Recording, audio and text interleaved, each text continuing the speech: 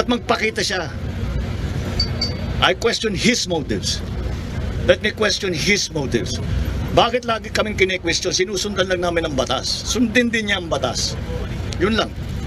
Aba, matapang ngayon yung Pangulo natin. Apollo Kibuloy, Pastor, may hamon na sa'yo si Pangulong Bongbong Marcos.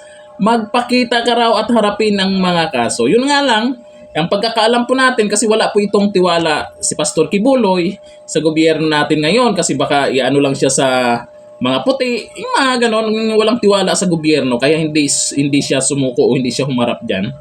Ito lang, mukhang tumapang po yung Pangulo natin, matapang naman pala yung Pangulo natin, pero syempre, bali-balita natin, baka tsaka na magpakita yan si Kibuloy kung magpa-drug test na yung Pangulo natin. Yung mga nagsabi na ang sabi, wag daw maniwala at wag daw susuko. Dahil, wala daw ibang salita yung Pangulo natin. Doon pa lang daw naman sa bigas ay hindi naman natupad. Naku talaga. Meron na namang nagsasabi na matapang daw talaga kasi malapit na ang SONA. Naku talaga naman kayo talaga. Magpakita lang naman daw talaga, sabi-sabi po ng karamihan sa mga nagko-comment, magpapakita daw talaga yan si Kibuloy kung natupad na ng Pangulo natin ang 20 pesos na bigas. Ayun na naman. Talaga. Tumapang na nga yung Pangulo natin, tapos puro kayo kontra na naman. Saan kaya si Pastor Kibuloy, no?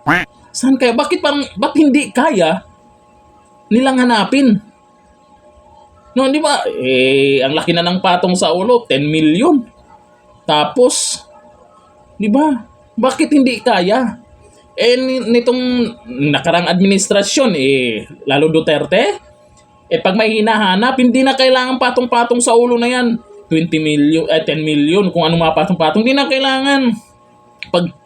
Pag hinahanap, nako, minsan, bigla na lang mabalitaan nyo na wala na.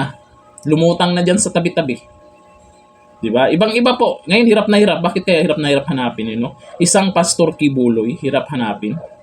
At 10 million na yan, patong sa ulo. Ngayon, yung inilabas lang 10 million daw, sila pa na-question. Kasi hindi alam kung kanino galing. Nako, talaga. Kayo, alam nyo ba, nasaan si Pastor Kibuloy? Si dating Pangulong Duterte, alam na alam daw niya. Pero, secret. Asar na naman kayo noon.